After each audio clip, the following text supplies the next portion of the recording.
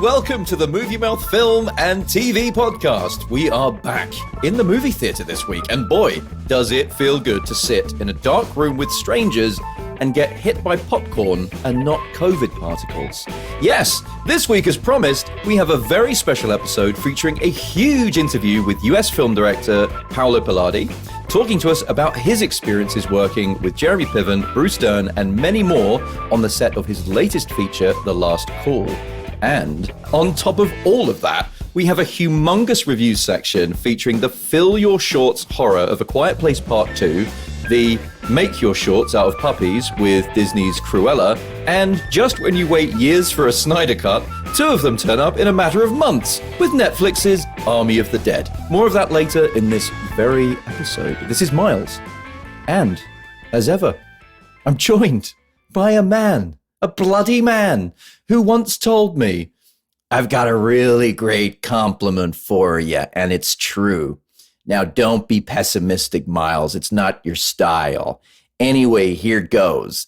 I've got this, ailment? Now, my doctor, the shrink, I used to go to him all the time, says that in 50 to 60% of cases, a pill really helps. I hate pills. Hate them. I'm using the word hate about pills. Anyway, my compliment to you is the night after you came over and you said that you would never, well, you were there. You know what you said. Anyway, the very next morning, I started taking the pills. And if you don't get how that's a compliment, you make me want to be a better man." It's, of course, Phil. Hi. Oh, hi. How's it going? It's going really well. It's going really well. Did you ever, by the way, sing Always Look on the Bright Side at your piano to a small dog that you were taking care of? I did, yeah. Always look on the bright side of your life. I've done that over on more a than one dog. occasion. More than one occasion I've done that. Oh, I nearly spat my beer everywhere then. No, I'm not drinking on the job. It's water. How are you, Phil? I'm great. I'm a bit tired, actually. Been a long day. It's been a long day. What have you been doing today? I've been doing lots of boring things that I don't even want to talk about. Okay. I'm not your mother, Phil. You don't need to know, all right? I like, keep people guessing about what I've been doing. No one knows what you've been doing. Where you are or what you've been doing. You're like a bloody druid from Stonehenge. That's right. So, speaking of which, what have you been watching this week, my dear boy? Well, I've been a bit light on the watching things because I've been busy doing secret things. So you've got a life outside of the podcast. That's what I'm understanding. Yeah. That's what's happening, yeah. I did finish that series I was telling you about, White Lines on Netflix, the Ibiza drug murder mystery odd. I found it really weird, to be honest. It got insane. It got absolutely ridiculous. Did it really? Yeah. So it's one series, 10 episodes. I'm not sure. I hope they're not going to do any more. But I sort of enjoyed it. It had some good moments, but it also went just stupid in the last 2 or 3 episodes. But it was entertaining enough. It was, it was well performed and everything, but it was just a bit crazy.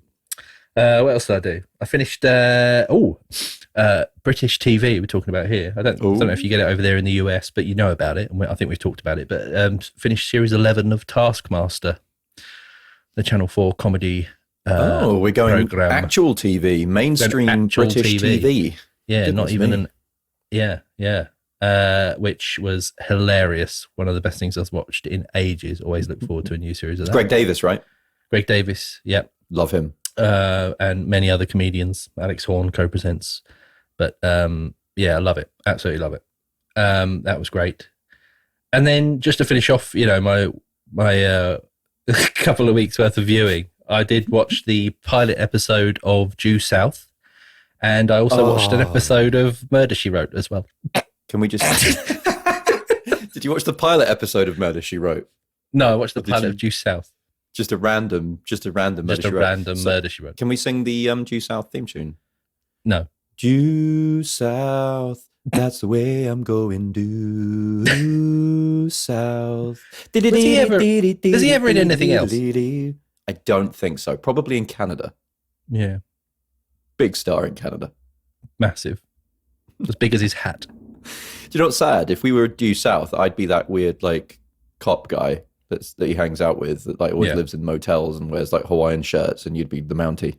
I would. Like carrying like, a moose over my shoulder. He does that in the first episode. Is that what you were actually doing today? You were carrying moose over your shoulder? I didn't want to say, but I did go and find a moose and I wanted to carry it over my shoulder because I thought I was the Mountie from due south. What else you got to do? I mean, it took me a while to find a moose in England, to be fair.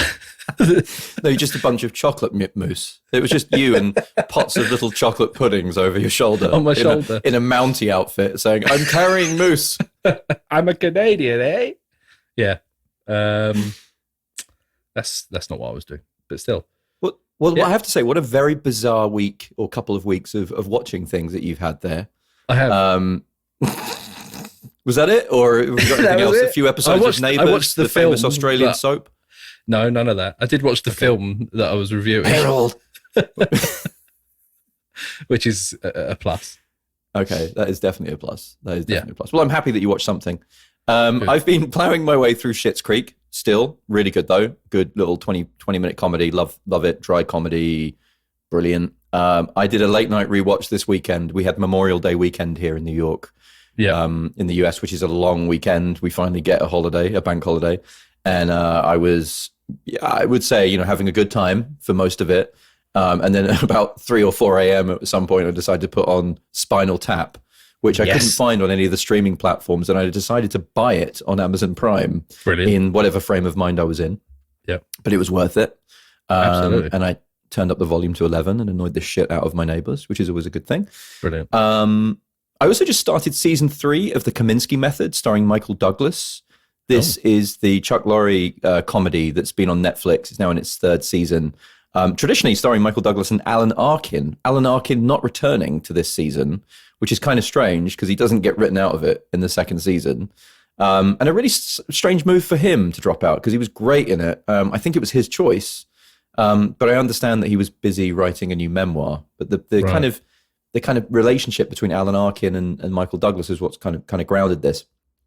But beyond all of this, can we talk about HBO Max's Friends: The Reunion for a moment? Oh yeah. Oh, I did watch that as well. I forgot about that. Did you really? Yeah, I did watch that. Yeah.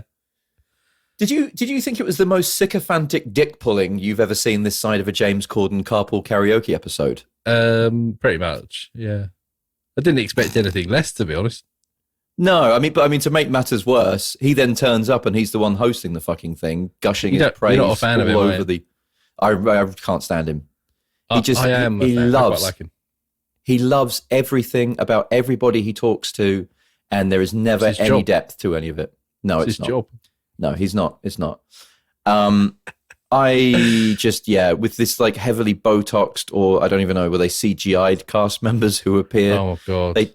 Thankfully, I guess they were just off their meds enough that they could recall 1 or 2 stories. Matt LeBlanc, I think, is the only one that probably comes out of it with a semblance of interest and clearly enjoyed his time on the show. And no, I think Lisa Kudrow did stories. As well. Huh? Lisa Kudrow as well was pretty. Yeah, but she just kind of seemed like, whatever. Whereas Matt LeBlanc was like, oh, do you remember when you did this? Do you remember that? Do you remember this? Yeah, he was loving it, wasn't he? They were going, no, I don't remember. I don't remember that. The rest of them kind of just sat there dead-eyed with their foreheads tight enough to bounce a dime off of before the CGI budget runs out. And Joey, Chandler, Ross, Rachel, Phoebe, and Monica turn into a blubbering mess of human flesh and nostalgic cuddles and hugs at the audience as they look on, wishing that this was a cure for world hunger, but instead it's just a bunch of millionaires who peaked and want to remember how good they once were and how lucky we were to have them. Oh, God, yeah. Also, Matthew Perry's teeth were amazingly white. Well, they hurt my eyes. No comment on that, but I'm not sure they were his own. No. But that was that, wasn't it? Yeah. We were on a break. Let's jump in the news, shall we, Phil? Let's do it. I'll get us kicked off. Some big news coming out of Studio Land in the old Hollywood there. Amazon has bought the legendary 97-year-old studio, MGM, aka Metro Goldwyn Mayer, for a grand sum of $8.45 billion US. It's been brewing for a little while, but they basically made this this announcement official in the last week. And it means that now many of the huge kind of franchises that are currently, produced, owned by MGM, such as James Bond, and Rocky and the Creed movies, are now sitting under the Amazon studio. A lot of questions around this. Kind of similar to how Disney incorporated 20th Century Fox and turned them into 20th Century Studios. Whether they continue to run them autonomously or semi-autonomously for the time being is yet to be seen. But of course, we're looking forward to seeing, certainly the Bond movie being released in cinemas, and they have confirmed that the new Bond movie, No Time to Die, will at some point be released in movie theaters, which is where I think we all want to see that. Yeah. But we'll see in time. I think it's a big move for Amazon, who, looking at HBO at the time with HBO, you've got CBS, All Access, which tied in with Paramount. I think Amazon really needed to bring in some old classic content and secure that content, ring fence it. So obviously you think of all the classic kind of MGM movies that they've had over the years, talking about, RoboCop, The Pink Panther, Silence of the Lambs, all that stuff. That's all now going to be under the Amazon Studios ownership. So, I mean, less competitive market, more ways to watch things. Hopefully it's a good thing. Yeah. As long as, for me, they just keep, putting things into cinemas so that we can go and have that experience, I'll be happy. But wait and see. Watch this space. Shall wait and see. Borderlands! Oh. Did you ever play the cel-shaded video game franchise Borderlands, Phil? I did. I played the first one a bit. Got a couple of friends who are massively into that gaming series. Well, I bring you news that Hostel director Eli Roth is dragging it kicking and screaming to the big screen, starring Cate Blanchett. Oh, right. Or is that Carte Blanche? And many more. And this has got Craig Mazin on script duty. The story for the film finds Blanchett's character, an infamous outlaw with a mysterious past, reluctantly returning to her home planet of Pandora? Isn't that Avatar? To find the missing daughter of the universe's most powerful son of a bitch, Atlas, played by our friend Edgar Ramirez from The Last Days of American Crime. Lilith forms an alliance with an unexpected team headed up by Roland with Kevin Hart. Oh, yeah. A former elite mercenary now desperate for redemption. Tiny Tina, played by Ariana Greenblatt, a feral preteen demolitionist. Krieg, played by Florian Montanu. Who's Tina's muscle-bound, rhetorically challenged protector. Tanis, played by Jamie Lee Curtis, the scientist with a tenuous grip on sanity. And Claptrap, played by Jack Black, a persistently wise-ass robot. Brilliant. So production's underway on this one. Not sure what the release date will be or when, but it's looking like late 2022 for when it will be released, and it sounds like it's going to be in cinemas. That sounds cool. Be up for that. I like a bit of Eli Roth. Yeah, I wonder how they'll do it visually, though. I wonder if they'll do it like in that sort of cel-shaded. It's style. Interesting you do say something that. Cool with it, like Scanner Darkly or something. Yeah, so Jamie Lee Curtis just posted a picture, the first look picture of Cate Blanchett, and it was black and white, and she was in silhouette, so you couldn't see. Right. All you could see was the outline of the character. So I think visually, it could be in line with that cel-shaded type approach, like a Scanner Darkly. And did you just say a Scanner Darkly? Yeah, I mean, also like that. I can't remember what the series was. The mini series that was on Netflix that was like cel-shaded stuff. The World War II series. World War II one. Yeah. Oh, I can't remember the name of it, but yeah, similar sort of thing. Just scream it out in the middle of the interview. Yeah. Or something. We'll remember it that way. But no, so that could be interesting. I love Eli Roth. One of my favorite Eli Roth films, for those of you that haven't seen it, and a lot of people haven't, is Knock Knock, starring Keanu Reeves. If you haven't seen that film, go and watch it. Knock Knock, Keanu Reeves, and send me a message or something on Instagram, or just let me know what you think of it, because it is fucking mental and bizarre and not the best movie, but it's a lot of fun. I've Knock not seen knock. that. I really want to say who's there. Who? But you Who's just went there? knock knock. Keanu Reeves. It's like, what a rubbish joke. Knock knock. Who's there? Reeves. Reeves who? Keanu who? Reeves. Keanu who? Oh, stop it. Stop it. I'm going to We'll work on that. We'll work on the material. Right. Let me give you some news. This is exciting. You'll like this. You've probably heard of it already. But Henry Way to build it Cavill. up. Henry Cavill is to star in Lionsgate's Highlander reboot. I mean, awesome. Mm-hmm. You know, we recently featured Highlander on a video store corner, didn't we? Lots Sadly, of fun we did. watching Yes. What? You loved it. Shut up. So, in the world of Highlander films, there can be only one, and Henry Cavill has his eyes on the title. Sources tell Deadline that the Man of Steel star is in talks for one of the lead roles in Lionsgate's reboot of Highlander, with John Wick director Chad Stahelski helming. Interesting. Yeah. This is a TV series. It doesn't say, actually. I don't know if it's going to be... No, I think it's a film. I think it's a film, boot. Cool. Reboot. So yeah, it looks really cool. Who knows what they'll do with it? I mean, obviously there was other Highlander films other than the one that weren't so good, and I think the television series did okay. It was like sort of popular, but I never saw any of it. But I think it's been on the cards for a while. I think people like Ryan Reynolds had been involved at one point, Justin Lin. But yeah, it's apparently getting ready to get into production, so that's exciting because Henry Cavill put it on his Twitter, I think the other day. That's good because he did the same with The Witcher, didn't he? He was very excited about that when he got cast in that and helped bring that to. Henry Cavill, by his own admission, is a great big fucking nerd.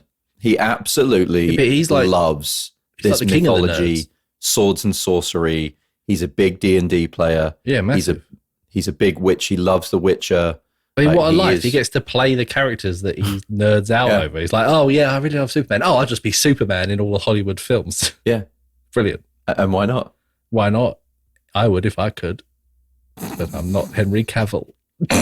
You could definitely be like his, Don't say I'll be his sidekick that sits in the van, telling him what to do.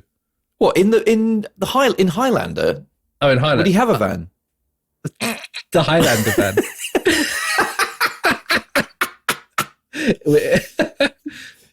His horn is, I'll take the high road and you'll take the low. Do you know what's really weird? I think I've just clicked this. I was driving home today. In your van? In the countryside, in my van, in my new van. And I was driving home along the countryside and on a road where there's no pedestrian path, there's just this weird grass thing. It's in the middle of the countryside. There was a guy walking along with holding bagpipes. So maybe he was a Highlander. Do you live in Scotland? Nope, I live nowhere near Scotland. I live the polar opposite of Scotland in the country. So that was odd. I mean, even in Scotland, surely you don't see that. What was he wearing? Walking normal clothes, just maybe it was Henry Cavill. If they were filming, he's got his. He was just doing some promo shots for Twitter.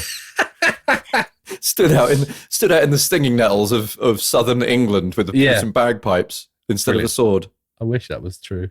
There can be only one. There can be only one. Looking forward to that. That sounds good. Yeah. What else you got? And then I got sad news. Learned this week that Charles Grodin passed away, who we featured when we watched Midnight Run, the classic comedy, in a video store corner in the 1988 Midnight Run.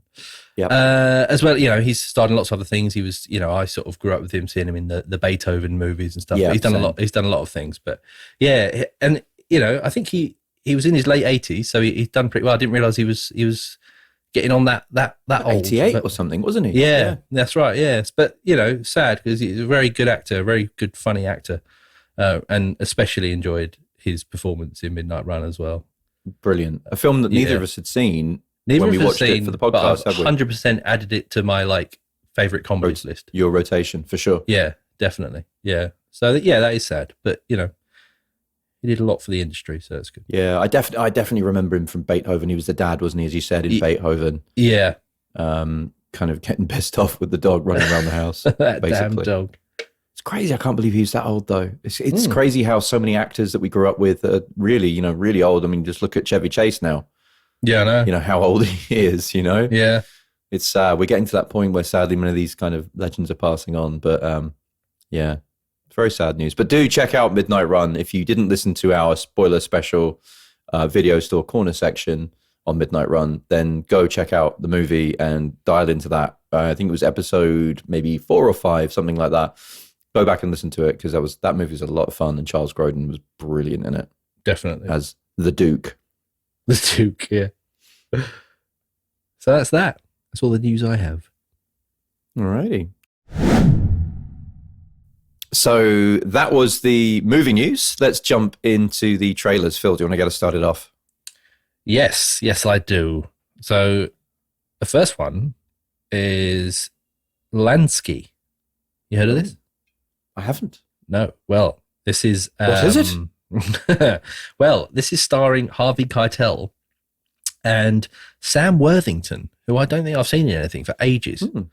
But it's based on a true Winston story. Wolfe and the Avatar. And the Avatar, or the Terminator. No. Not that Terminator. No. So yeah, based on a true story, when aging Mayor Lansky is investigated one last time by the Fed, who suspected he had stashed away millions of dollars over half a century, the retired gangster spins a dizzying tale revealing the untold truth about his life as the notorious boss of Murder Incorporated and the National Crime Syndicate. So it looks really cool. It looks like a gritty sort of gangster drama, lots of flashbacks, but with modern day interview. So yeah, keeping an eye out for this one. Looks like it could be really cool. It does sound cool. Who's directing that one? It's Eitan Rockaway. I don't think he's done too much before. But yeah, it does looks really good. So I'm quite looking forward to that one. Okay. Do you want to go, or should I go for my next one? Go for it. You go for it. You're just flowing. I'm flowing. I love it. I'm in the zone.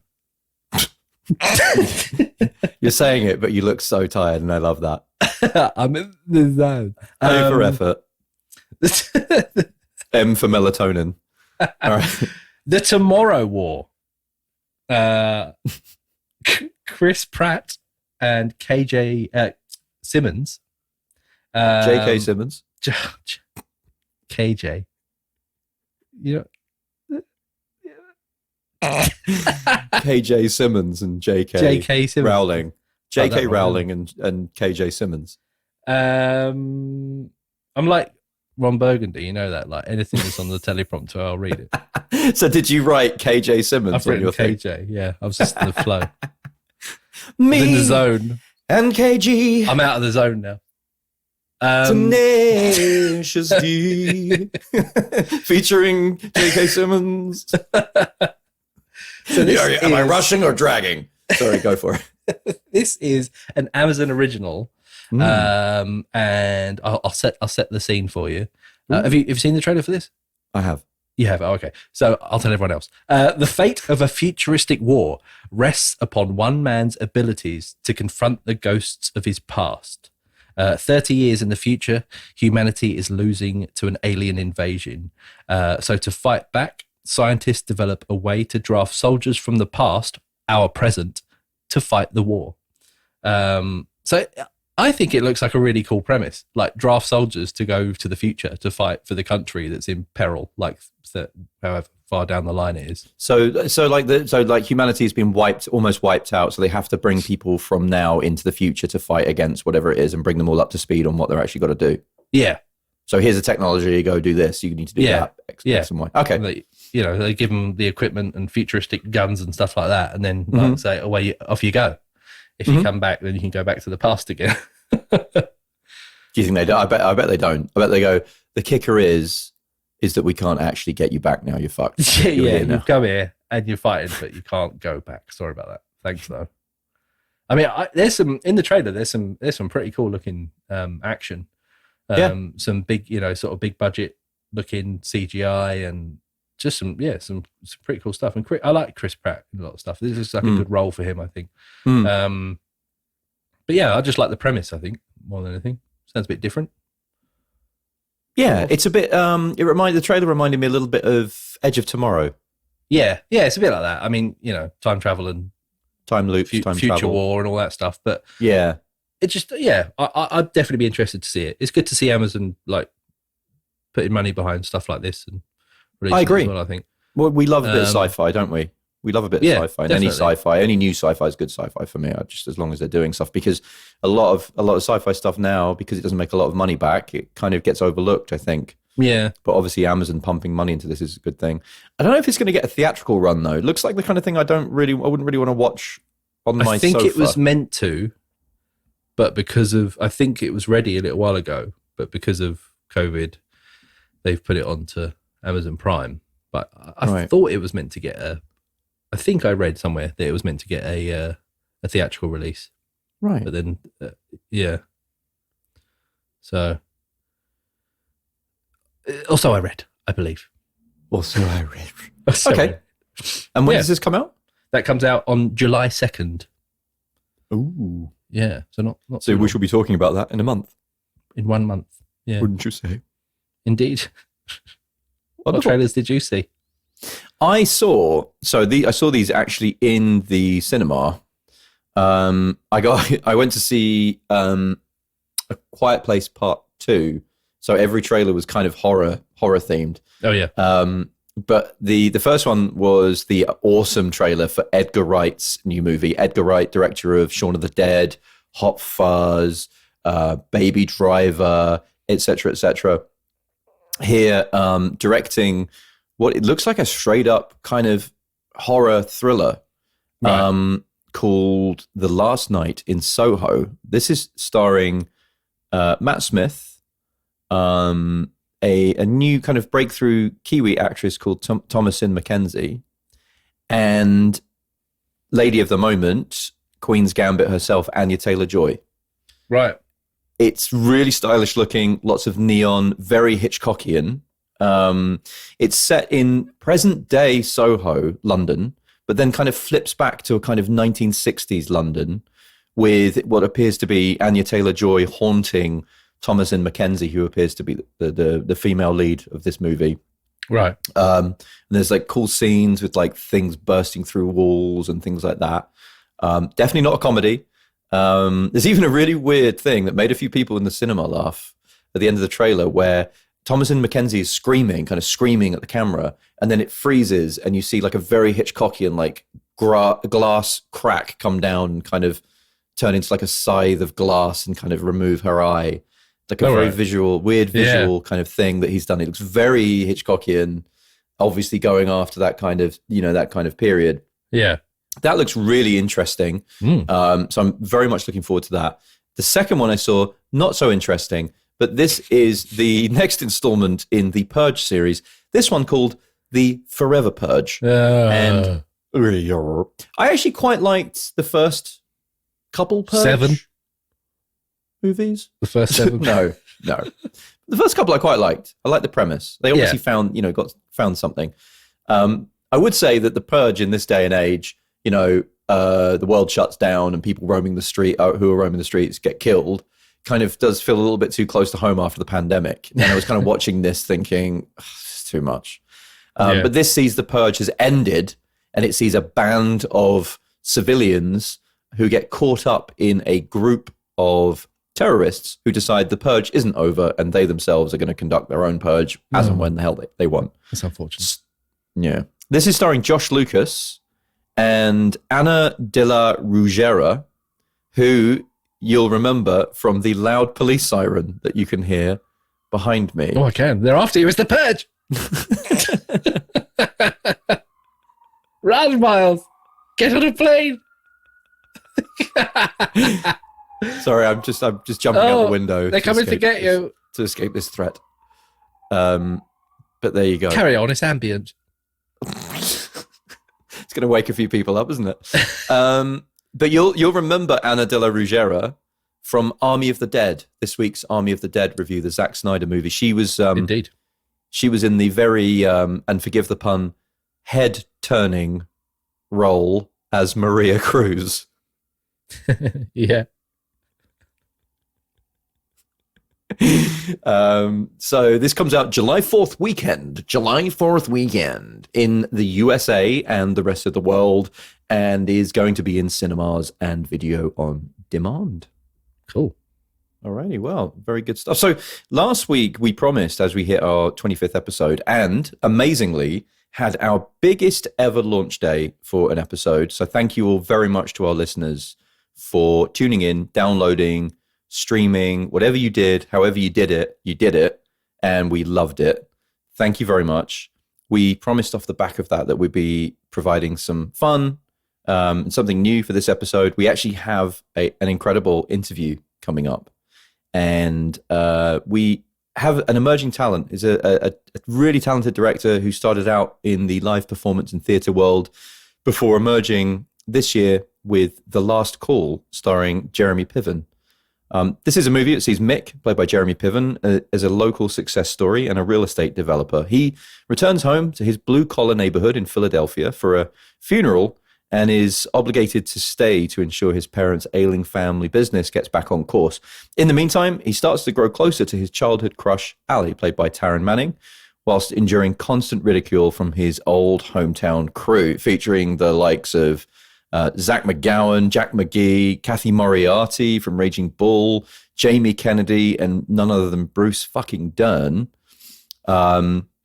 Has an amazing cast. As Mick begins to reconnect with the neighborhood, he finds himself at a crossroads when forced to either raise or resurrect the family bar. Phil and I sat down with director Paolo Pilladi, who gave us a very generous hour of his time, even delaying his lunch, no less. And we do hope you enjoy. Hey, Paolo, thanks for joining us. Thank you for having us, guys. It's a pleasure. Phil and I very much enjoyed The Last Call, which is the new movie that's been released this year.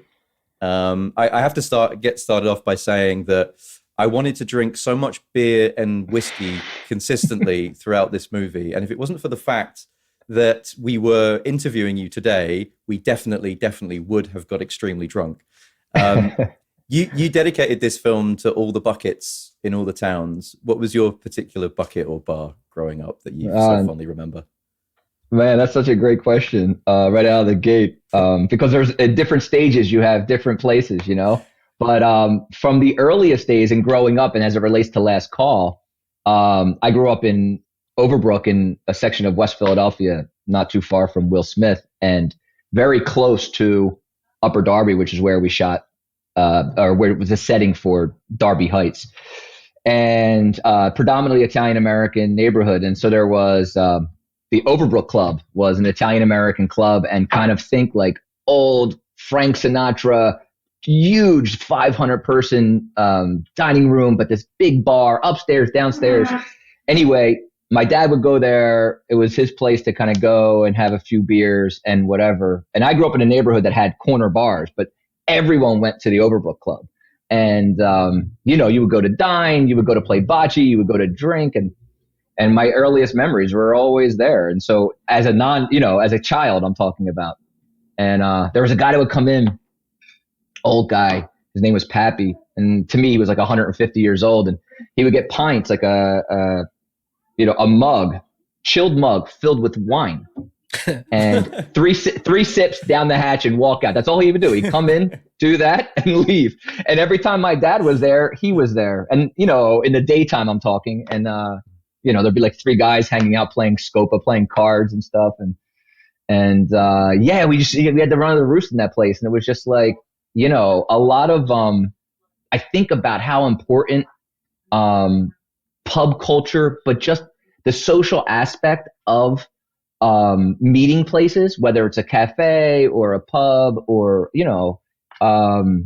just getting together on, like we do in Philly, on the stoop with friends, is how much people really didn't get to do that over the last, 14 months. Yeah. And so, as it turns, with Last Call, it wound up being like a real ode, I think, but everyone has their place, so, but anyway, that's my earliest one. And then there's one, of course, around the corner, the New Wave Cafe, another shout out to a Philly institution that I got to go to for the first time last Friday to meet with a few friends about my next project. And, it was the first time I saw this bartender and guys I've known. He's an owner operator, in over a year. And it was quite emotional, really. It really was. And, we still couldn't sit inside, we're kind of still outside but just to kind of see people, it's a real, people were literally crying, which is, it just shows how important that communal aspect, how as humans, we need that interaction. Definitely. Yeah.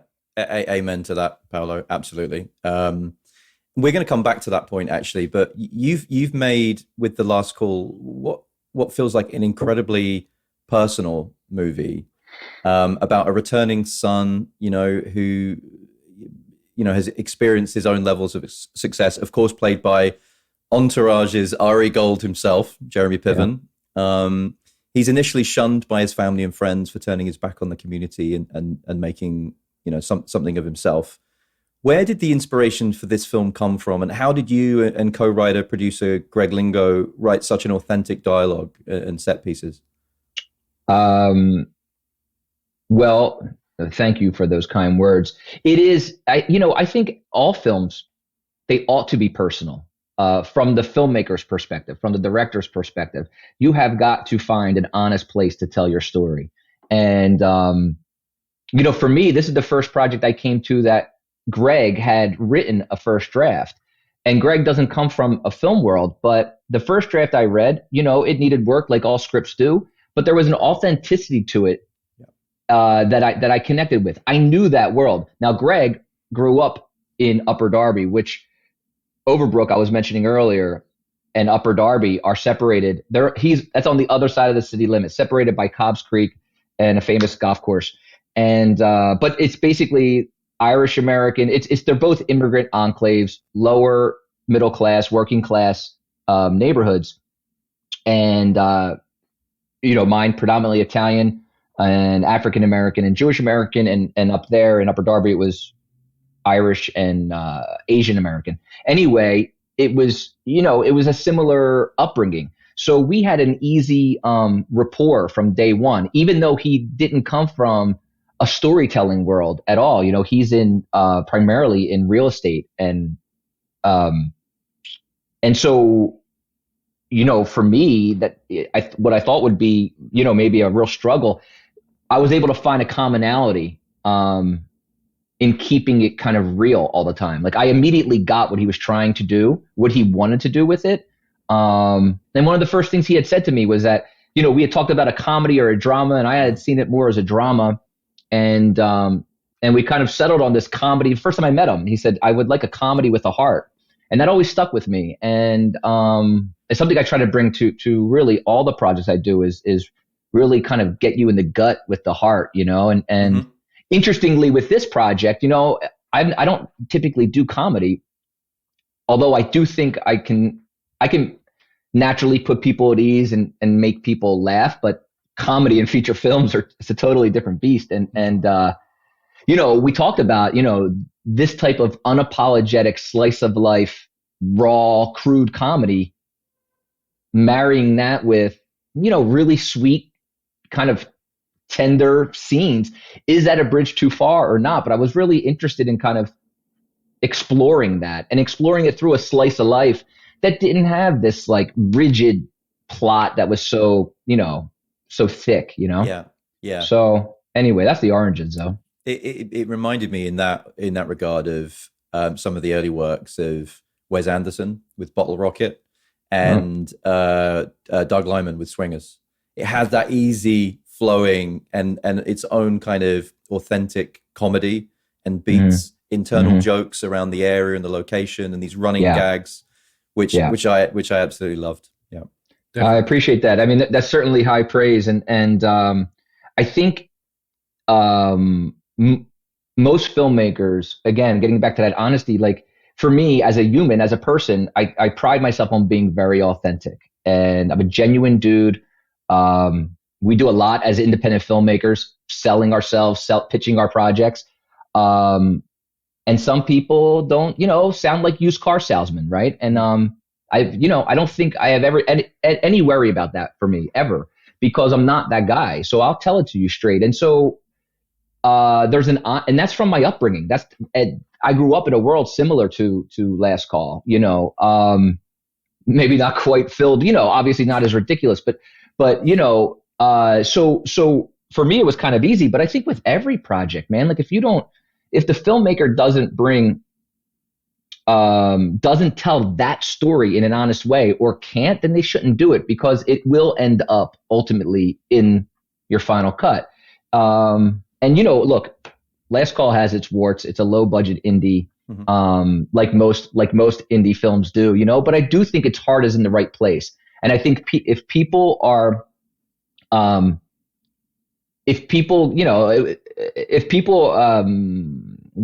get it from the beginning, the kind of comedy it is, then they're along for the ride. And then everything else kind of fades away, and, see it for what it is. If you're going to, it's not a drama, at the end of the day. It's a bit of a kind of, I don't say loosely constructed romp, but it was really important to, you guys know, with pub culture especially, but guys who have known each other for years and years and decades, this talking over each other and all of that kind of stuff. Like it was really important for us visually and with the dialogue to feel like we were plopping the audience directly into Callahan's pub or onto the street, and that you were a part of the neighborhood. To me, that was most important, really, as opposed to kind of, we have this gentrification plot line, but it's a little thin. I think that brings it on to the point, actually, that I was going to make, that we talked about the situation with COVID and the pandemic, and we've seen lockdowns easing everywhere, which has been great.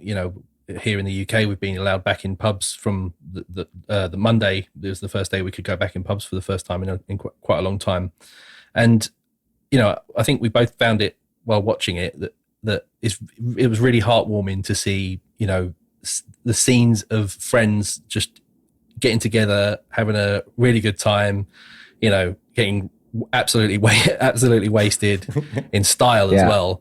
And just generally raising hell together. So it was really good to see that kind of thing. And I think, as you said, you've tried to purvey that in what you've shown in the film, and it really did feel like I could have walked into that pub and I could have been standing in the corner having a drink and just watching those guys. I've got groups of friends that are just as crazy as that. That you're just observing another night out with your mates. So Phil, you wouldn't have been in the corner; you would have been on the floor of the bar. It's true, I'm pretty sure. That much alcohol. Definitely. But so with regards to that, I think you've assembled a really impressive ensemble cast for this picture, and as we said before, the lead is taken by the aforementioned Jeremy Piven. How much of a collaborator was he in helping to sort of get the movie greenlit, and how did you manage to bring together such incredible actors? Because there's such a varied ensemble cast in this, and in supporting roles as well. So how did you go about that? That's another great question, and the perfect opportunity to give a shout out to my producers, specifically DJ Dodd and Rob Simmons, who kind of took on the bulk of the casting, and then also Ante Novakovic. We cast this film. From the time it was greenlit to the time we shot was about 6 weeks. Wow. And we cast the film inside about 4 weeks, and without a casting director. And it just kind of the way this project worked out. We wound up, I think, ultimately we were greenlit. Greg is the executive producer. And so he was financing the film almost exclusively, I believe. And it was at a certain budget. And this is pre-talent. And I had said for years, to Greg, listen, this kind of film, I want the authenticity. I want local Philly, New York actors. And we don't have the money for names, and it's going to be whatever. We're going to cast it regionally, and that's going to be great. And he was on board with that. And as you know, it's a large cast, just size wise. So Yeah. a quick rundown. Rob, my one producer, had said, what do you think about Taryn Manning in the role as Allie? I worked with her on a previous project. Mm-hmm. And, I had loved Taryn from Orange is New Black and from, Hustle and Flow and, Yep. whatever. And I really was intrigued. And I love when actors get to play against type. She seems like she gets cast a lot as the bad girl. And so I liked her being the sweet girl.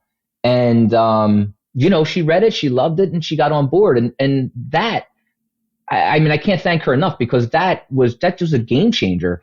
From there, DJ had worked with Bruce Dern on a previous project a few years back, and he kind of came on board in short order. And now it's like, oh shit, you have a 2-time Oscar nominee, and he's like, and he was in love with it, in love with the Hangover for adults. And I could, just, and Taryn's manager recommended Jeremy to us.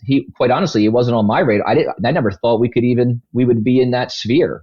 But it goes to show, especially for potentially other indie filmmakers listening, that you build your team out, you trust your team, and you kind of look, as indie writer directors especially, our currency, our leverage, if we have any, is in the script. It's in the story.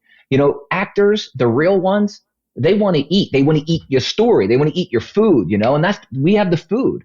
We don't have the money, but we have the food. And I think you just never know. And I mean, just people kept saying, and then anyway, once Jeremy got on board, it snowballed, and then people, Greg had grown up with Jamie Kennedy, and Jamie had knew about the project. And so, he kind of came on, and then it became a thing. Well, oh shit, I want to get involved with this project because this cast is building out. Kathy Moriarty, Jack McGee, Sherry O'Terry. It just became this way beyond my wildest dreams. Yeah. Absolutely. To answer your point though, quickly about the collaboration, because we cast so close to filming, our schedule didn't allow for rehearsal, which for me is crazy because I love to rehearse. And especially a story where these guys have known each other their whole lives. Yeah. I was really concerned about, this, would the camaraderie be there? But to the point that, filmmaking is 90% casting, these guys are such pros. I met Jeremy day one, shook his hand back when you could still shake hands. And he was like, nice to meet you, blah, blah, blah. We had talked a little bit, of course, but and we had to get into the scene where he comes to grips with his mom dying, and he's been a dick because he hasn't seen her in 10 years. It was a pretty heady scene to start out with. And he just, crushed it in a few takes. And I was like, all right, this dude, he's a red light player. And he helped me set its tone very early that we weren't fucking around. And he's a gamer. He comes from the theater world. So he's one of those guys that raises the level of play of everyone else. So to your point of collaboration, and I'm a very big collaborator across the board with key personnel, with actors especially, and so I want their input, because from a psychological perspective, the more leash I give you, the more you're going to give me. When you take full ownership of a role, it's a director's dream. So they were very willing participants across the board, especially as with improv and just kind of. And having fun with it. And it was a fun kind of script to have fun with, Yeah, absolutely. I think that's a really interesting point. And you mentioned, Derby Heights being based kind of loosely or not so loosely on Upper Darby, Pennsylvania. Yeah. The place that you depicted here, the town that you depicted, feel like a real lived-in location. And it's actually incredible to hear that there were no rehearsals, because, as you say, the camaraderie, the chemistry within the cast was there to be seen. And even when the credits rolled, I kind of find it surprising. And now you're saying that there was zero time to rehearse, and it was cast very quick to production. That these guys weren't all friends or didn't all grow up together. Yeah. I know you obviously you have the likes of Jamie Kennedy, who you mentioned is an Upper Darby native, right? But I felt like a lot of this was in part to the, as we mentioned before, very, very realistic dialogue, authentic dialogue. But what I wanted to know is how much of that was on the page and how much of that was ad-libbed by the cast on the day or on set? Yeah. So that's another great point. I think one of the strengths of this script was never going to be the plot, because it wasn't that type of story. It was it was intentionally slice of life. So it was trying to have cracking dialogue, just trying to have it crack, and that, and especially people stepping on top of each other, and really just kind of just this bombardment of barbs in a lot of ways. I would say about the 65% of it was probably on the page, I would say. When you have players, especially with like legendary comedic chops, Bruce Dern, and Jeremy, who's so quick on his feet. Taron has great comedic chops with Orange is the New Black. Obviously, Jamie Kennedy, Sherry Terry, and even Zach McGowan and those guys can kind of just like get on it, Once you lather them up, once you wind them up, man, it's like, I don't care what's on the page. I learned a long time ago as a writer, which is my first love. I wrote poetry, I wrote, screenplays, whatever. I love words. And I love talking, as you're hearing now, and storytelling. But you have to learn as a filmmaker that's not the end game, So it's, don't get so fucking precious. Like, okay, if there's a certain bit that has to get out there to move the story forward, fine. But otherwise, look, this is where we need to get to by the end of the scene. Like, I don't really give a fuck about the word. And I would say that to them all the time. I don't give a fuck about that, because look, what I think is funny, or maybe it works in rehearsal, or maybe it works in your head or in a table read. You get on the day and something's tripping something up, or we got to move the location inside. Something doesn't work. And now the whole scene falls flat over one fucking line, which is stupid, right? And and I used to be somewhat that way when I was younger, of being really stubborn and it's just no good. And at the end of the day, it doesn't matter. If no one cares what they're saying in a lot of ways, they care how they're feeling, what they're putting out, what they're, and that's what the audience cares about. Yeah. They don't remember. I mean, okay, there might be a couple lines here and there, obviously, in great movies and whatever, but by and large, it's about feeling. Yeah, so we did a good bit of improv, but it was structured. It was very structured improv, Yeah. It's honestly challenging the way I might look at films moving forward. My own projects, I'm much more confident in not rehearsing now than I was, before this. Not to say I would do that, but so because there's a lot of friends I know that, and a lot of famous filmmakers that don't rehearse at all, and are want to keep it fresh, but. It worked for us. It worked. This story lent itself to improv. I had the talent that I felt very, very confident giving them that rope. And I think in turn, that gave them a lot of confidence in me. Yeah. To make sure that it was like, okay, we can play, but then we got to like move it back into, we still got to get through that door at the end of the scene. Yeah, you got to get back to the point. Yeah. Right. And I think, that it leads into there's a lot of standout performances in this, but you got to ask, how exciting was it to be directing Bruce Dern? Because he's such a legend. And did you pick up any advice from him or wise words? Phil, and I say this with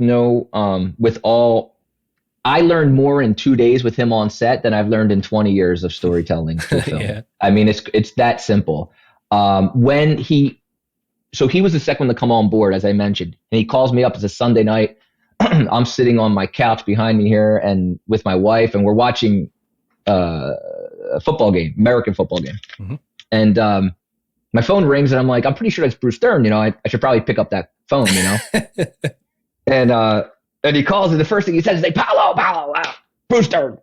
And I'm like, holy shit, and I don't get nervous, but like, I'm like, fuck, And he's like, we got to talk about that last scene. And I won't give the scene away to your audience, but as the credits are rolling, that scene. Yeah. And so, there's a lump in my throat, and he's like, I fucking love it. That's fucking hilarious. And da. And off we went, and we talked for 2 hours. And when I got done, I had literally a tablet full of notes. He's talking about working with Kazan, talking about working with Hitchcock, Tarantino. He had just got off. It was a masterclass.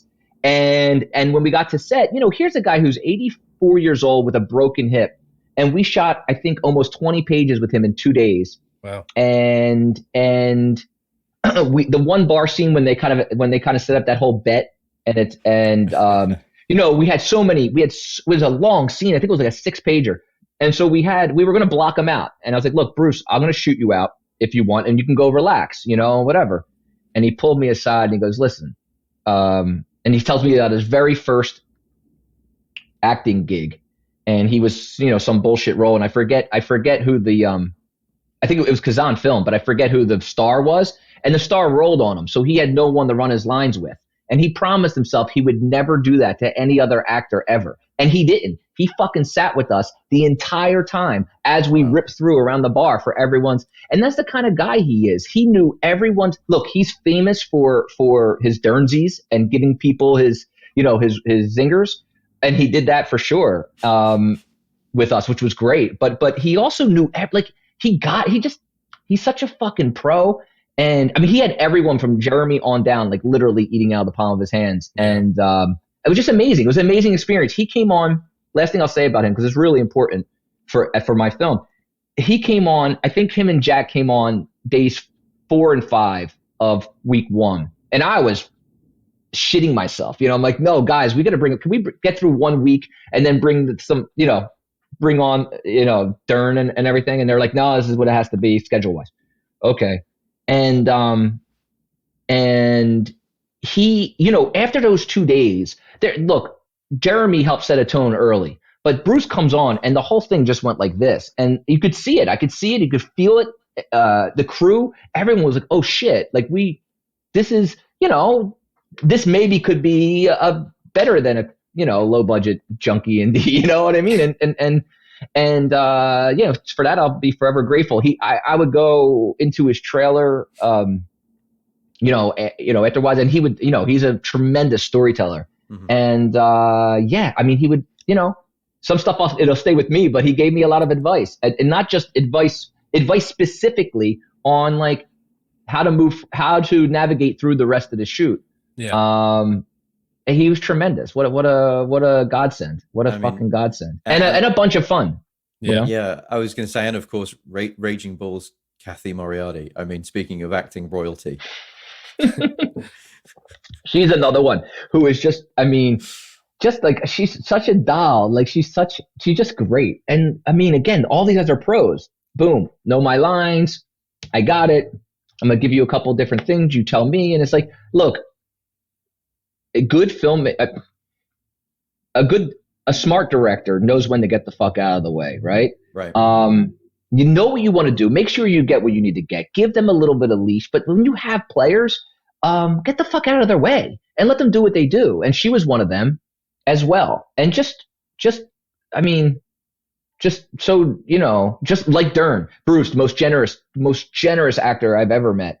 And Kathy as well was game. Yeah. I mean, some of these scenes, right? The scene with Jeremy and Kathy when the mace and everything, like that's, maybe that's not for everyone, or, and Dern at the end. And they were total gamers. And they bought in. And because she bought in, like to me, it was so important. The generational aspects of this neighborhood were always so important for me. So Jack McGee, the dad and coach, and that and Kathy on one generation, and then Jeremy and Taryn and all the boys in that generation, and then the young kids that we come back around again. And it was why it was so vitally important for me to show them as children, and then bring it around again where the officer has a kid playing around, and it's just like the cyclical kind of thing.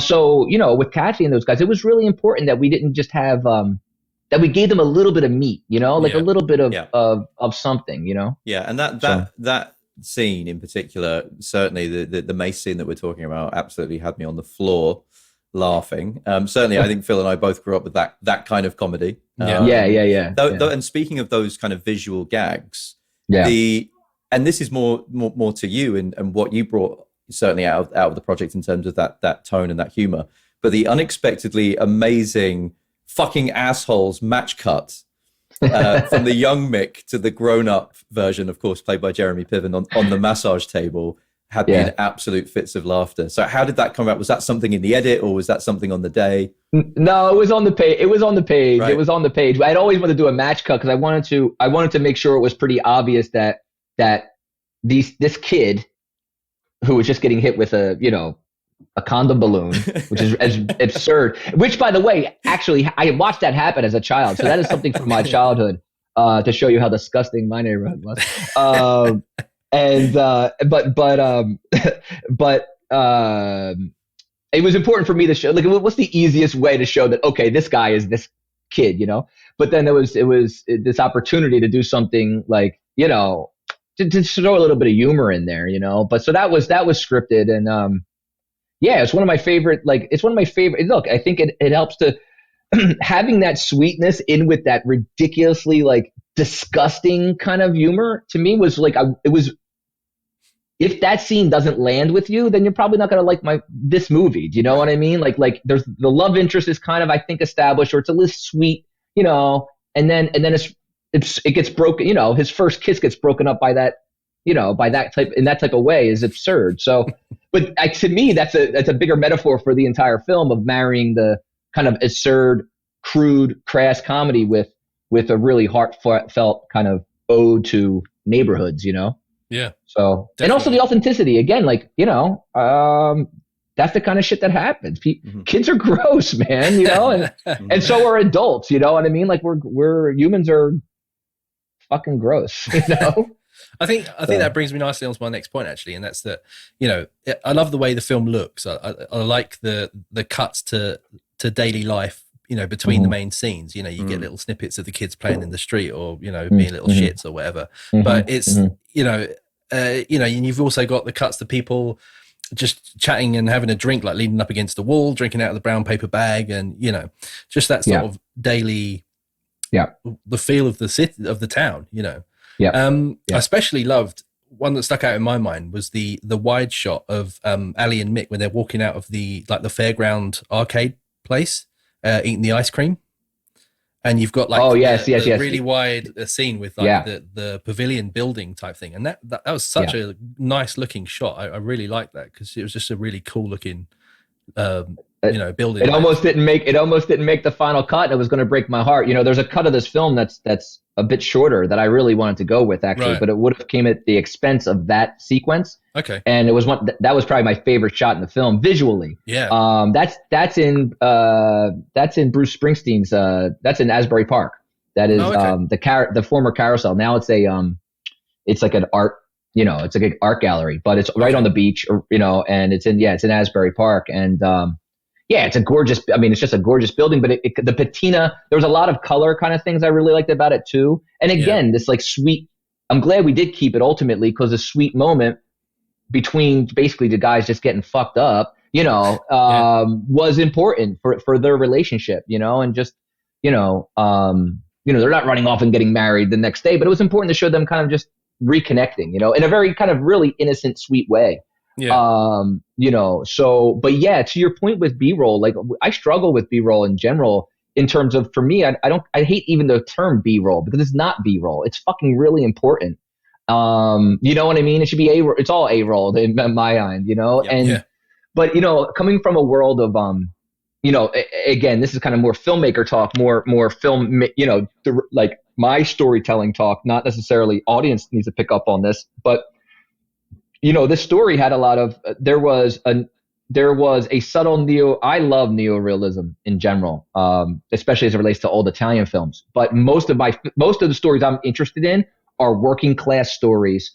And so it was really like, literally run around. I just want to fucking find an old lady pushing a cart down a street full of groceries. That's all I want. Or kids tossing a basket. That's what I want. I don't want just, tattered. This was written in the script, tattered Irish flags or American flag, like, rusted pools or rusted aluminum fences and, just real daily life. Beachfront properties on the Jersey Shore. yeah, exactly. But so, I think it's important. I think it's also important to show this, what you show when you're not showing your characters is in a lot of ways as important as when you are, because oftentimes it's a segue. It's a breath for the audience, but they're still, they're receiving that image, so it's, to me, they're not to be wasted. And if they can advance the story, and in our case, it was, just to pound them with the neighborhood, and Yeah. and a lot of also like usually like kind of it helped with. I had a fantastic composer as well, and John Natchez, who when crafting the score, like the moments of lightheartedness, kind of brighten it up a little bit, so that it's that it's kind of, it doesn't take itself too seriously. This isn't a deep dive into gentrification. This isn't a drama at the end of the day, Yeah. And So. and kind of taking a kind of step away from that and maybe taking more of a deep dive into you as a writer and a director. Yeah. Obviously, a key part of why the Movie Mouth podcast exists is because we like to promote the word about how to become a filmmaker, whichever capacity that may be in.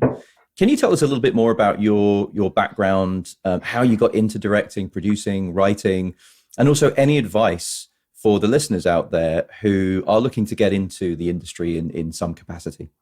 Yeah, well, let me give the advice straight off so that they don't have to bother listening to me ramble for the next 3 minutes about everything else. Just fucking do it, man. Just do it. I don't want to say there's no excuses, because the film industry has many barriers deliberately put up. And it's I say it all the time, it's a rich kid's game. And I come from a, relatively poor background. It's like the ice hockey of the arts, like soccer. Why soccer is so, played around the world is because you can roll up 2 fucking socks and kick it around any place in the world and call it soccer or football, Yeah. And with, ice hockey or something, you need all of this equipment, you need ice. It's just a much more expensive. So the barriers there's barriers to entry. Filmmaking is very similar in the sense that it's very expensive. When I did poetry, I could write poetry on the back of a bar napkin and it's done. I could do it as spoken word to you guys or somewhere at the bar and it's done and it's over. I would pick up my guitar, I could fuck around on the piano and it's done. You write a screenplay and it's tip of the iceberg. It's just a blueprint. You got to do it. It's just such a big, so it can be very intimidating. But I came up through the dawn of the digital revolution, which started to make things easier, right?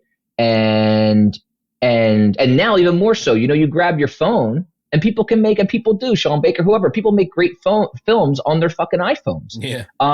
So, in one sense, there's no excuse. Look, get out and do it. Filmmaking especially is a world that is, it's you can only learn so much in the book. You can only learn so much in the classroom, right? I think it's a medium that you learn by doing, by making mistakes, getting up and trying it again. And so, that would be the advice though. Get out and do it and get the fuck around, man. Fuck around with your friends, fuck around with your kids, put army man together, just play, and eventually you'll learn more and maybe you get lucky and you get, whatever, and things kind of pop out. But like usually, just like anything else, I do think cream kind of rises to the top. Like if you're persistent, that's the other thing I'd say. You got to be persistent in America, especially if you're in it for fame, you're fucked from jump, and I can't tell you how many kids how many young adults I knew that either went to, much more prodigious film schools than me, that burn out after a year or two because they thought they were going to go to LA, sell their first fucking script, Ben Affleck and Matt Damon and be, walking the red carpet. And that's just not the case. So you got to love it, man. You got to really love it. And you got to be prepared. Like whatever that lifestyle, like I say to people all the time, and I was mentioning concerts before we got on. I started my company in college as a way to make movies and not knowing shit about anything really. I had taken, I had gotten a camcorder when I was in high school and I would, just literally run in the streets and with a high-8 camera and get my friends and we'd make little dumb short films and edit them in camera and that would be that.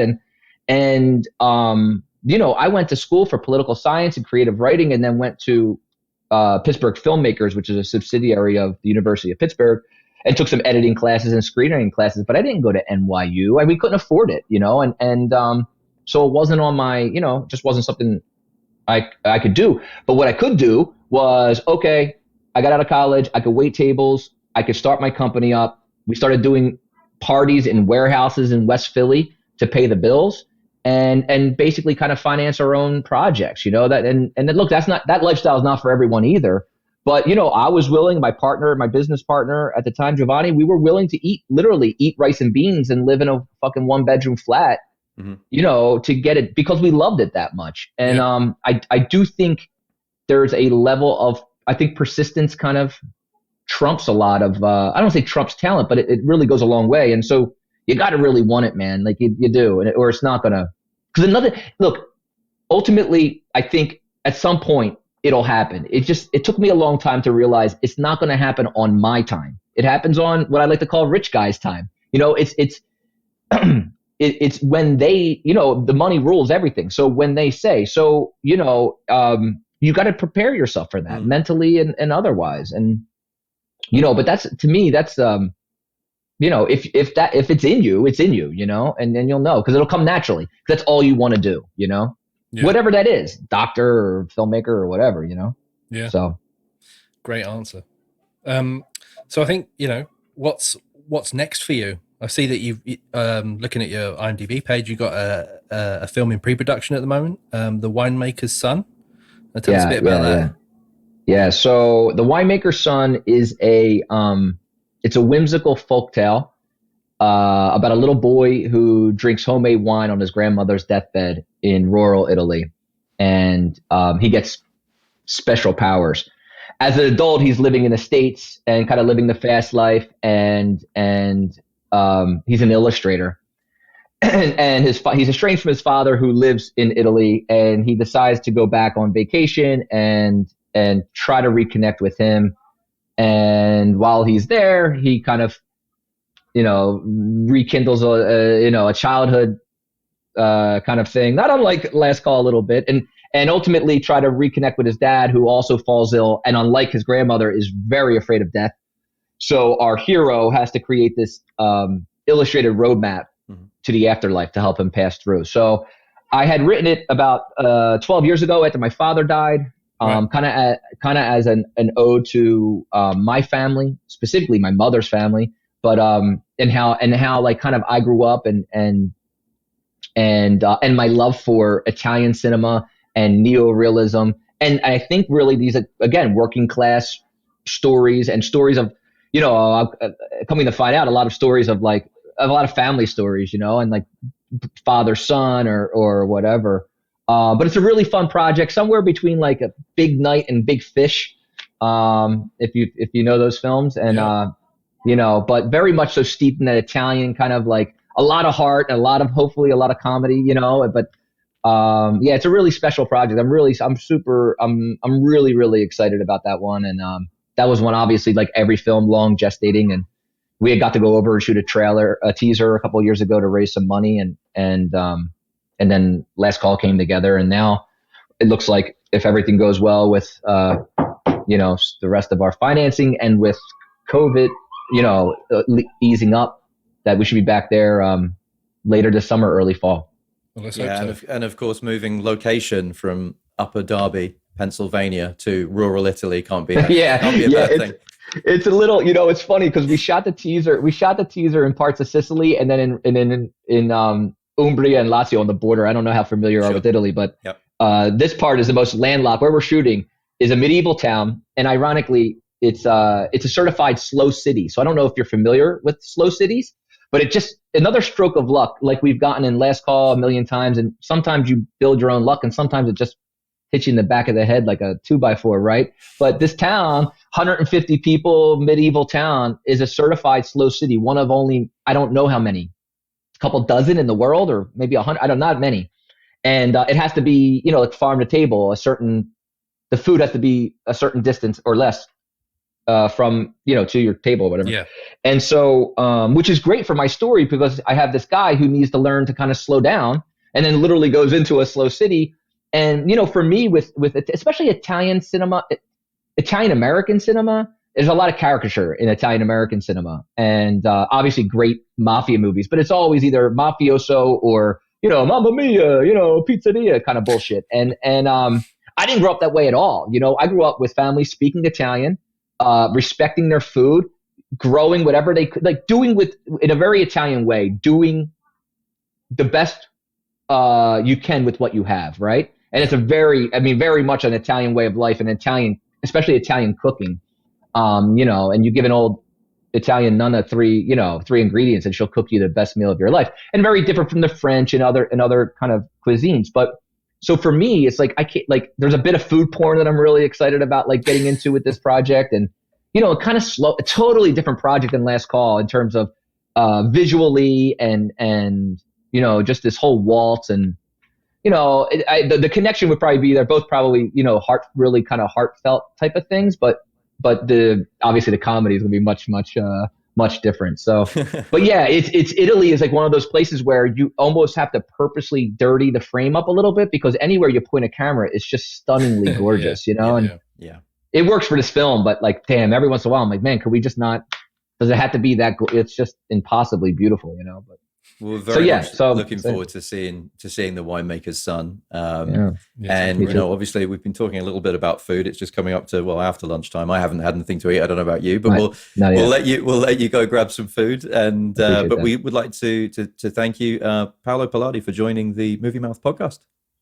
Pleasure was all mine, guys. I thank you so much. I really appreciate it. Thank you very much. It's been a pleasure. All right, guys. Such a great guy. Incredible insights. What did you enjoy that one, Phil? Loved it. Yeah, really nice guy. And it was just really cool to hear his sort of I like it when we get to sort of, watch a film and then actually ask the person involved with making it the stuff we really want to know. Yeah. It was really good. And I really enjoyed the film as well. Yeah, I think he was he's a very genuine guy. The things that he talked about, you could tell he made this movie. No one else could have made this movie. Do you know what I mean? Yeah, he lived it, he breathed it, he knew it, and I agree. I think that, there were some mixed reviews online for this movie, which really surprised me. I genuinely don't understand why. I laughed my ass off for most of this. And despite I was having a sober week, it really, because the whole movie is basically set, as he said, in bars and these buckets in all the different towns. I really just wanted to sit in a pub with you, and our other friends, just shoot the shit. It was that kind of movie. Definitely. And there are people, and even though I don't really know this part of Pennsylvania, I knew the characters. They were my friends, they were my family, they were people that I grew up around or with. And I don't think you'll find a more genuine movie this year. It reminded me a lot of those really barbed early Jon Favreau and Vince Vaughn indies where they're throwing back exchanges and there's a real mythology about their friendship. Yeah. Or even the first Wes Anderson movie, Bottle Rocket, which had a lot of those real moments that Phil called out, that you called out in the interview, where you saw like kids and people playing in the street and that kind of thing. Just little physical comedy beats that were happening kind of almost off camera. Yeah. That were portrayed really well. Snapshots. Yeah. Yeah. You can check out The Last Call video on demand, pretty much, anywhere where you view your content, starring the aforementioned, Jeremy Piven from Entourage, Ari Gold himself. So I would say worth a watch. And, if you need to get in touch about where to find that, please do let us know. So let's jump into the reviews this week. We've got 3 reviews coming up. I'm going to start it off with the most recent release. That is A Quiet Place Part 2, the much-delayed horror movie sequel, which was originally slated for release during the first month of the global coronavirus pandemic and was subsequently put on hold. Thankfully, shirking the watch-at-home release, and Netflix or an Amazon Prime could afford it, this is a movie that has to be seen in cinemas. So let me bring you up to speed. Have you seen the first one, Phil? No. So this follows on. Sorry about that. Continue. Well, I'm not going to ruin the first movie, but I'll just bring you up to where we're at. So this follows on from A Quiet Place Part 1, following the deadly events at their home. That the Abbott family must now face the terrors of the outside world as they continue to fight for survival in silence. Forced to venture into the unknown, they quickly realize that the creatures that hunt by sound are not the only threats that lurk beyond the sand path. So basically, first movie, we find out we have a family in a small town in America somewhere, and basically anything that makes a noise attracts these creatures to them. Oh dear. So they have to be very, very quiet. everybody on the planet has to be quiet, or these creatures just come out of nowhere and they kill you. They rip you apart. That sucks. It does. This comes from actor-director John Krasinski. Yes, Jim Halpert from US TV's The Office. And it stars his actual wife, Emily Blunt. After the ending of the first movie, which I shall not spoil, this features an amazing prequel prologue set in the town moments before the invasion first arrives on Earth. Something we didn't see in the original, as it kind of just drops you like in the middle of this chaos, this town, and they're kind of looking for medication and food and things like that. And you don't really know why they're being quiet. It kind of unravels the plot that way.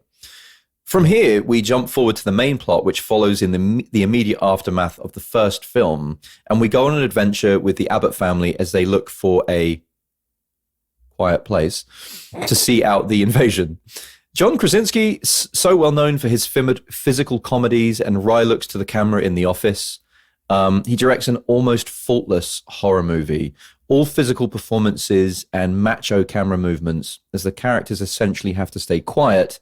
There are no shouts of run or they're behind you or help me or anything. It's just people in turmoil dealing with the deadly threat while having to motion or run silently through whichever landscape or building that they find themselves in. Emily Blunt is again superb as Evelyn Abbott, but it's Millicent Simmons as hearing impaired daughter Reagan who steals the show, here buddied up with Peaky Blinder himself, Cillian Murphy, in a surprising role for him as Emmett, playing a very macho, divided and at fault and yet, at odds with his own kind of personality and selfishness. A real joy to watch as this character deals with getting himself out of the way and making himself about other people. It's almost like, you remember he played that shell-shocked soldier in Dunkirk? Selfish, guy, obviously going through a horrific time. But it's almost like that character kind of gets vindication in this role. Right. And especially during an excellent set piece involving a river dock at nighttime. A great scene. Coming off the back of the first movie, which was a really nice surprise of a horror movie. And if you wanted to, I would say critique this, you could say it doesn't so much up the stakes as just improve on a working formula that worked in the first movie. Although this offers little new in terms of what's gone before, it does deliver an essential horror movie with heart, stakes, and actual scares that will leave you jumping out of your cinema seat and trying to quieten down your reactions should they or them hear you. An essential movie to go back to the movie theatre or cinema to watch. Go see it. A Quiet Place Part 2. Everywhere now. That sounds really Thumbs cool. up. It is really good. One now. Watch the first one. Yeah, I didn't Watch really know the what it first was one. about. It's brilliant. It's brilliant. Best, for me, best horror movie of the last 5 years. Easy. Cool. I'm up for that. And speaking of horror, Phil, tell us about Army of the Dead. Army of the Dead. The Dead. Yes. Army.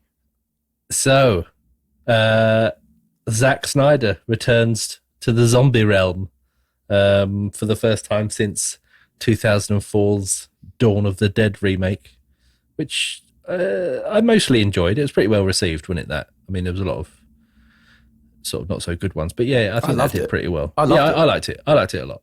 Amazingly shot. But I love the original as well. But yeah, but it was a pretty good remake. It was. We spoke about the trailer for this a while back, and I must say I was really looking forward to it.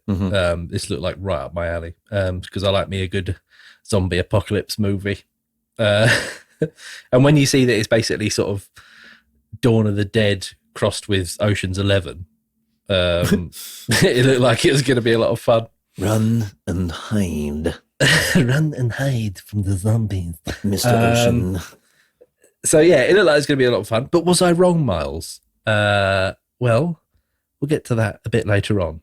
Ooh. So as we know, Snyder's mostly been in the news for the recent Justice League cut.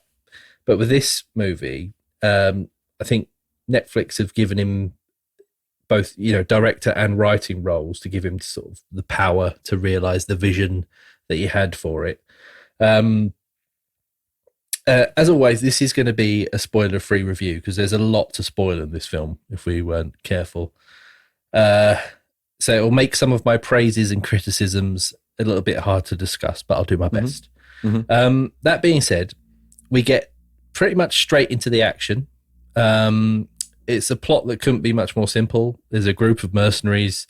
They race against the clock to enter a walled-off, zombie-ridden Las Vegas, break into a casino vault, and then try to get out again with the cash. Sounds simple, yet it still manages to be 2.5 hours long. It is long. Which is this is one criticism. It's a bit too long.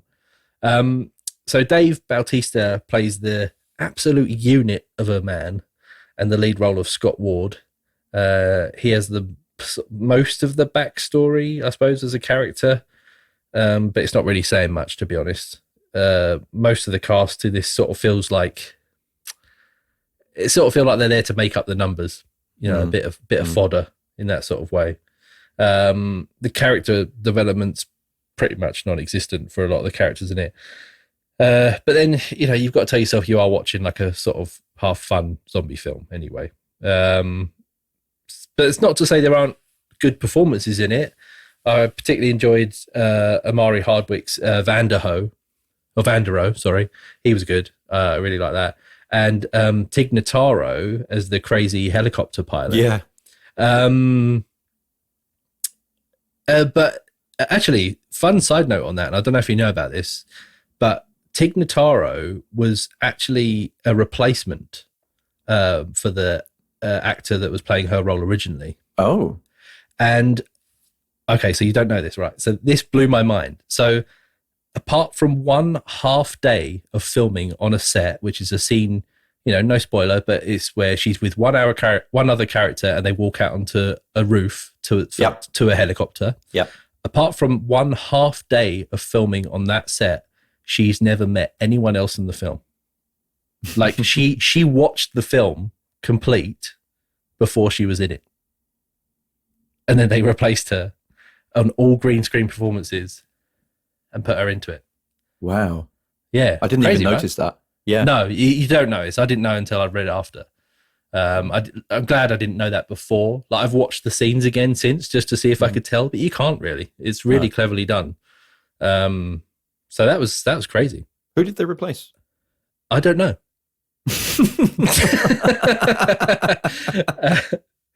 But she was good at it, really good. She was. Yeah, she was.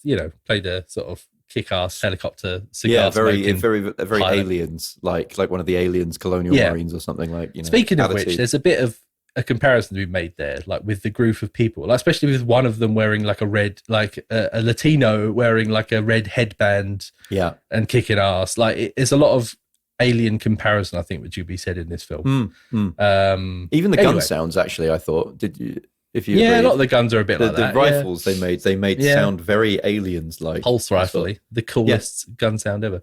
But all of that aside, there are some really good visuals in it. I think there was some really cool sort of special effects scenes. A lot of good CGI on display. The sets and the backdrops look really like gritty and realistic for the most part. And you can see where the pretty big budget, I think it was around 90 million, the budget for this, $90 million. You can see where a lot of the budget went on it. So yeah, it looks great. And I think, a lot of the zombie takedowns and stuff are really satisfying. Speaking of zombies, this particular bunch are more intelligent and nimble than most we have seen before, apart from maybe those in 28 Days Later. Yeah. Which are terrifyingly fast. Yeah. It's like the worst you could ever have is a fast sprinting zombie. Yeah. Yeah. And they've got a bit of that plus a bit of nous about them as well in this film. So they're not quite as scary, but still, maybe they should be. And they communicate with like really horrible screeches and growls, like really animalistic sort of like growls, don't they? And that sounds awesome. Like the audio production, it's really good for those bits. I mean, as you've seen in the trailer, there's even a zombie tiger, which is pretty cool as well. I think the main issue I've got with the film is there's some pretty huge plot holes. And what seems to be one gigantic pointless side quest that has no bearing with anything at all, and with zero explanation at the end of the film. So that sort of put a bit of a damper on it for me. I just found it a bit weird, to be honest, that it was something that they'd focused on so much was just like ignored. That being said, I think it's great to see films of this magnitude being released on Netflix. Obviously, it'd be good to see it in the cinema as well, but it's nice to see that kind of thing at home. It's a mostly inventive spin on the zombie genre, and although I found it, as I said before, a bit too long, and sometimes it seemed to take itself a little bit too seriously. Like there's comedy in it, but sometimes it felt like they were really going for like gut punches that like weren't there. I think it's still enjoyable. One you can just, it's one of those films you can just sit and watch. You don't have to think about it too much. So yeah, if you fancy giving it a go, it's available to stream on Netflix and also at cinemas now. What did you think? It's at the cinema as well, is it? I believe so. Yeah. It's I mean, I'll be honest. I tried to watch it 3 times. I watched it in 3 or 4 different. I couldn't get into it. Right. To be honest, I couldn't get into it. I just it was bereft of the type of comedy that I think these films should be kind of peppered with. Yeah. Took itself, like you said, too seriously. So I just agree. I agree with everything that you said. I didn't really enjoy it as a film, and no, I think I'm in a minority there. But I just found it a bit meh. Yeah, I think $90 million on a zombie movie, and it's not had the best I don't reception. really remember anything about it. What's that? It hasn't had the best reception from what I've read, like reviews wise and stuff. It hasn't done that well. I think there's been a weird thing about dead pixels in it as well, which have been sending people crazy, thinking that there's something wrong with their TV, but apparently it's on the footage. There's like dead pixels in the footage and stuff. Oh, and that's a good point. He does this weird focus pull in like so many scenes. It's like the background's out of focus, and then what he's focusing on is there, and then it kind of drifts out of focus. Yeah, really weird. Really weird. Yeah. I mean, I don't want to shit all over this movie because obviously there's a lot of professionalism that's gone into it, and there's a lot of things I liked about it as well. But quite a bit. I agree. It left me feeling very, excuse the pun, cold, and didn't get into it. Just couldn't get into it. I did watch it with a very small dog though, who was I was looking after, and she was going fucking mental every time like the zombies made a noise, like yeah, she'd be like, she'd like freaking out. So I had to keep turning the TV down. Yeah, but brilliant. So yeah, I guess it was kind of a thumbs up from Joey, the dog. Thumbs up from you. So I would say thumbs down. Kind of middling thumbs. Middle thumbs from you. Middle thumbs. Middle thumbs. Baby thumb. And a thumb. I would say a thumbs down from me. Yeah, that's fair.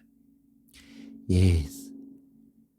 So, mining other depths, let's go to Disney, shall we? Yes. Yay! It's the House of Mouse. Good old Walt Disney and his fun things. Oh, boy! Oh, boy! Oh, golly! Hey, Minnie! So, boy! Sorry, and here we have a 101 Dalmatians prequel. None other than Cruella.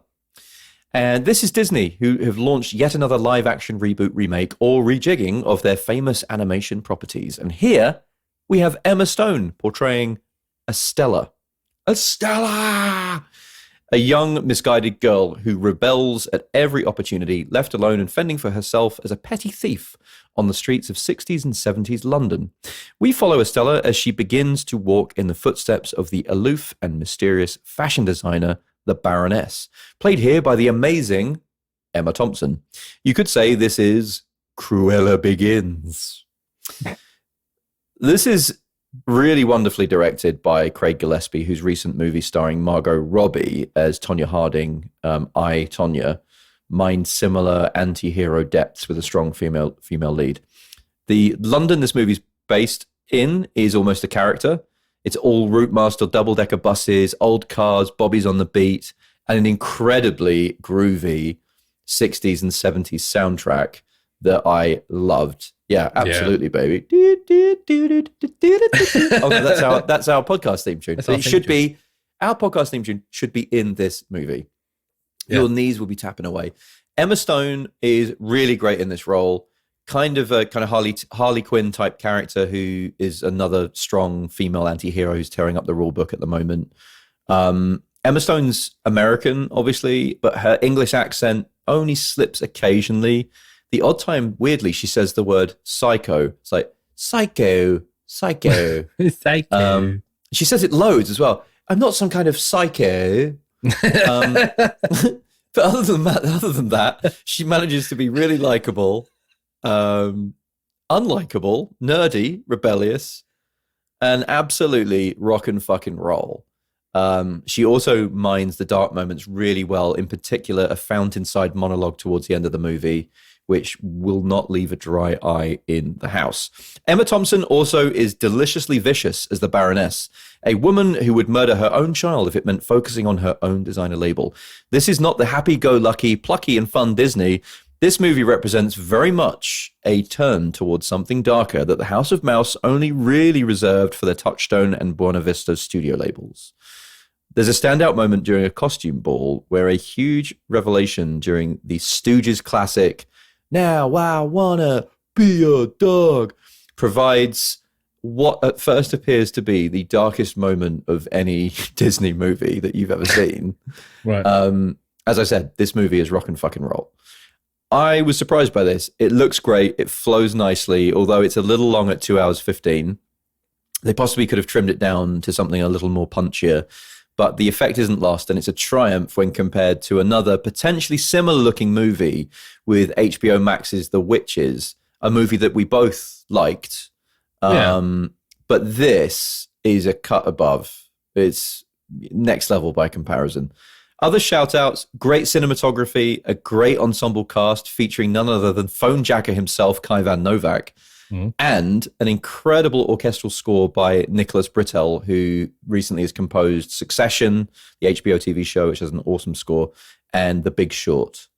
Cruella is available now in cinemas and to watch at home on Disney Plus's premium service, which is kind of $30 to download it here in the US. So go see it at the cinema if you get the chance. It's probably going to be cheaper and it's going to be a load of fun. I would probably say if you have young kids, maybe it might be a little too dark, but certainly, maybe the 12A audience, it's going to be perfect for, and it absolutely gets a recommendation from the Movie Mouth podcast. Cool. I've got some bad news for you, Phil. What's that? Do you want the good news or the bad news? Good news. Let's start with the bad. So this week, there isn't going to... This week, we are not going to include a video store corner section to our podcast. I knew about that. Oh, you did? Okay. No, I was telling the audience and using you as the vehicle in which I could portray that to the audience. Why did you give me the choice then? But the good news is, Phil... Yeah, you might as well tell the good news because you know what the good news is. No, go on, you do it. I'm excited. This week is the 25th anniversary of a movie that connects Phil and I, is one of our favorite movies, favorite action movies. God damn it, it's even the best Michael Bay movie. Yes, it's the 25th anniversary of The Rock, starring Nicolas Cage and the greatly departed Sean Connery. So, Phil and I decided to create its own standalone special, a video store corner section for the ages, where myself, Phil, and sometime Movie Mouth contributor Sean Chrysanthou will be discussing that movie at length. And when I say at length, I'm talking at least an hour. We're going to be sitting down to do that this week. We'll be launching it in time for its anniversary, which was the June 7th release way, way back in 1996. Blimey. Goodness gracious me. So that will be coming to the Movie Mouth podcast channel soon, probably within the next week. it will be up. We will obviously talk about it on our social media. But before then, join us on the next Movie Mouth podcast, Slice of Fun. And please follow our Facebook and Instagram accounts at Movie Mouth Podcast. Hit subscribe.